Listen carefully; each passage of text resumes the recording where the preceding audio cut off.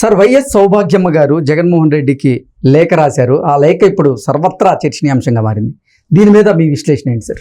So ఒకటి ఏంటంటే ఆవిడ అసలు ఎందుకు ఇప్పుడు లెటర్ రాశారు, ఇప్పుడు లెటర్ రాయాల్సిన అవసరం ఉంది జగన్మోహన్ రెడ్డికి అనేది కనుక మనం ప్రశ్న వేసుకుంటే, జగన్మోహన్ రెడ్డి అక్కడ పోయి కదిలిచ్చినందువల్లే ఆవిడ లెటర్ రాశారు. ఆయన నామినేషన్ కోసం అక్కడికి వెళ్ళారు. వెళ్ళిన తర్వాత ఆయన చేసినటువంటి కామెంట్ ఏంటంటే, జగన్మోహన్ రెడ్డి మర్డర్ చేసినటువంటి వాళ్ళని వివేకానంద రెడ్డి మర్డర్ చేసినటువంటి వాళ్ళని పక్కన పెట్టుకొని వాళ్ళే మద్దతు తెలుపుతున్నారు. అంటే వివేకానంద రెడ్డి మర్డర్ చేసింది అవినాష్ కాదు, మర్డర్ చేయించింది అవినాష్ కాదు. అవినాష్ గురించి నాకు తెలుసు, అవినాష్ చాలా మంచోడు, నాకు ఆ నమ్మకం ఉంది, అందుకే నేను అవినాష్ రెడ్డికి ఎంపీ టికెట్ ఇచ్చాను అని చెప్తూ షర్మిల, సునీతారెడ్డి ఇద్దరు కూడా వాళ్ళు ట్రాప్లో పడిపోయారు. చంద్రబాబు నాయుడు ట్రాప్లో, మర్డర్ చేసినటువంటి వాళ్ళు ట్రాప్లో పడిపోయారు, చంద్రబాబు నాయుడు టీంలో ట్రాప్లో పడిపోయారు అనేటువంటి వ్యాఖ్యలు చేయడంతో పాటు వివేకానంద రెడ్డి రెండో మ్యారేజ్ గురించి ఆయన ప్రస్తావించాడు. రెండో భార్య ఉన్నమాట వాస్తవము, వాళ్ళ సంతానం ఉన్నమాట వాస్తవం అని చెప్పేసి అన్నాడు. అంటే దాని అర్థం ఏంటి? ఫ్యామిలీ క్లాషెస్ క్రియేట్ చేసేటువంటి ప్రయత్నం చేస్తున్నారు. మొట్టమొదటి ఆయన మేమంతా సిద్ధం సభకి వెళ్ళినప్పుడు ఆయనే వివేకానంద రెడ్డి మర్డర్ గురించి మాట్లాడి సునీత షర్మిలని రెచ్చగొట్టారు. ఆ తర్వాత సునీత షర్మిల ఇద్దరు కలిసి ఆయన వాళ్ళకు వెంది జగన్మోహన్ రెడ్డి ఏ విధంగా వివేకానంద రెడ్డి మర్డర్ చేసినటువంటి వాళ్ళని ప్రోత్సహిస్తున్నాడు అని చెప్పి వాళ్ళు కొంగుబట్టి ఓట్లు అడుగుతూ, జగన్మోహన్ రెడ్డికి మద్దతు ఇవ్వద్దు, మీరు వివేకానంద రెడ్డిని మర్డర్ చేయించినటువంటి వాళ్ళకి మద్దతు ఇస్తున్నారు, సొంత అక్క చెల్లెళ్ళనే సోదరులని మర్చిపోతున్నారు, ఆయన మమ్మల్ని రోడ్డును పడేశారు, ఇంకా మీరు నమ్మొద్దు అని చెప్పి ప్రచారం చేస్తున్నారు. ఆ రోజు నుంచి వివేకానంద రెడ్డి మర్డర్ గురించి పరస్పరం ఆరోపణలు ఇవన్నీ జరుగుతున్నాయి. అవినాష్ రెడ్డి వెళ్ళటం, ఆ తర్వాత అతను రవీంద్రనాథ్ రెడ్డి మాట్లాడటం, కసకస పొడిస్తుంటే పొడిసిన తర్వాత రక్తం కారుతున్నప్పుడు వెళ్ళాడు మన అవినాష్ రెడ్డికి ఏం తెలియదు అని చెప్పి ఏదో మాట్లాడాడు కదా ఆయన. సో ఇలా జరుగుతున్నప్పుడు కడప కోర్టు ఒక తీర్పు ఇచ్చింది, మీరెవరు వివేకానంద రెడ్డి మర్డర్ కేసు గురించి మాట్లాడటానికి లేదని చెప్పి అక్కడ పిటిషన్ వేసి, ఆ పిటిషన్ సంబంధించి మొత్తం అసలు ఎవరు మాట్లాడటానికి లేదని చెప్పి వీళ్ళు ఒక పిటిషన్ ఇస్తే ఆ కోర్టు ఇంకొక రకంగా స్పందించిందని కూడా కోర్టు మీద కూడా, తీర్పు ఇచ్చిన కోర్టు మీద కూడా కొన్ని విమర్శలు రావడం జరిగింది. సో అదంతా ఒక ఎత్తు అయితే, ఆ రోజు నుంచి వివేకానంద రెడ్డి మర్డర్ దాని గురించి మాట్లాడేటువంటి కొత్తగా మాట్లాడేది ఏం లేదు. సిబిఐకి సంబంధించినటువంటి సిబిఐ ఛార్జ్ షీట్ ఏముంది, ఆ ఛార్జ్ షీట్లో అంశాలు ఏమున్నాయి అనేది పవర్ పాయింట్ ప్రజెంటేషన్ ఇచ్చారు సునీతారెడ్డి. అలాగే షర్మిల కూడా చెప్తుంది, కొత్త ఏం చెప్పట్లా, దస్తగిరి వాంగ్మూలం ఇచ్చాడు, ఎవరెవరు వచ్చారు, ఎవరెవరు చంపారు అనేది, దాన్ని బేస్ చేసుకుని సిబిఐ సుప్రీంకోర్టు ఆదేశాల మేరకు విచారణ చేసింది, ఛార్జ్ షీట్ కూడా ఫైల్ చేసింది. అవినాష్ రెడ్డిని అరెస్ట్ చేయాలనుకుంది, అరెస్ట్ చేయలేకపోయింది, అరెస్ట్ చేసినట్టు పేపర్లో చూపించారు, తర్వాత ఆయన బెయిల్ తీసుకొచ్చుకున్నారు, ఆ బెయిల్ రద్దు చేయమని చెప్పి ఇప్పుడు పిటిషన్ వేశారు సునీతారెడ్డి వాళ్ళు.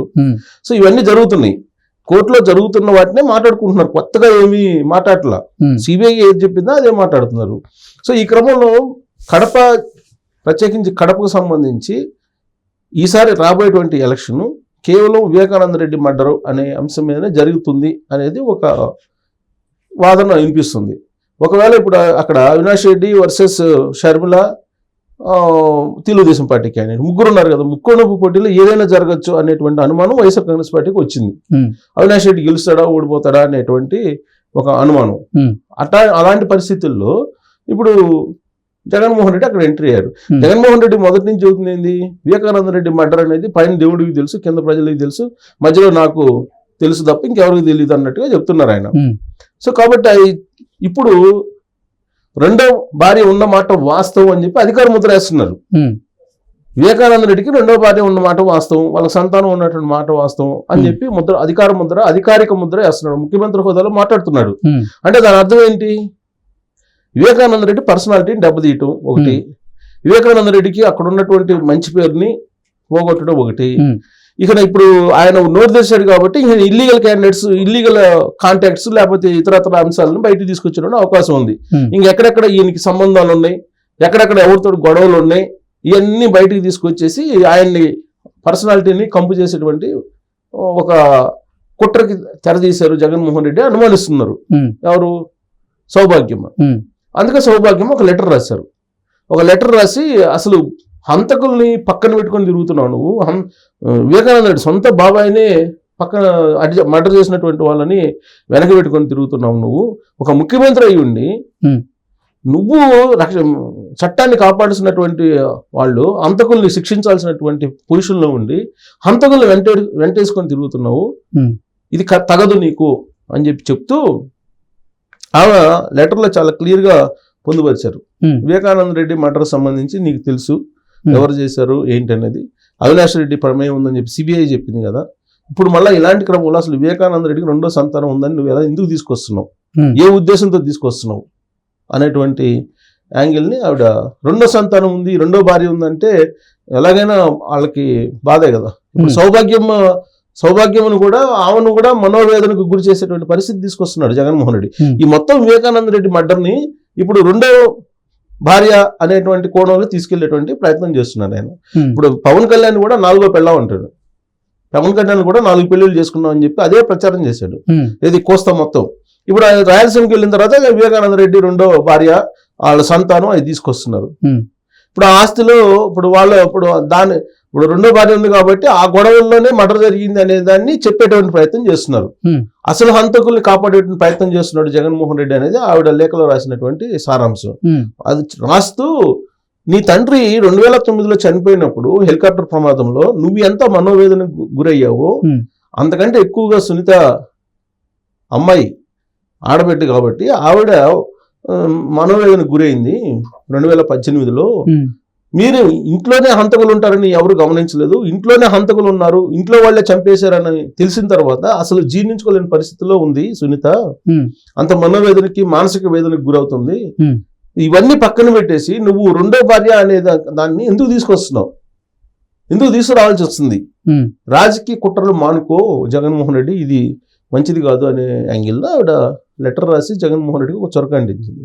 సో ఈ మొత్తం ఎపిసోడ్ చూస్తే వివేకానంద రెడ్డి రెండో భార్య వాళ్ళ సంతానం చుట్టూ ఇప్పుడు ఈ మర్డర్ కేసుని తిప్పి ఈ ఎన్నికల్ని ముగించాలనే ప్రయత్నంలో జగన్మోహన్ రెడ్డి ఉన్నారు. విజయవంతంగా ఈ ఎన్నికలు ముగించాలంటే వివేకానంద రెడ్డికి ఒక రెండో భార్య బయటికి తీసుకొచ్చి షమీమి కొడుకుని కూడా బహుశా నేను అనుకోవటం షమీమి కొడుకుని ఇద్దరిని కూడా తీసుకొస్తారనుకుంటా ప్రచారంలోకి అనుకుంటున్నాను నేను.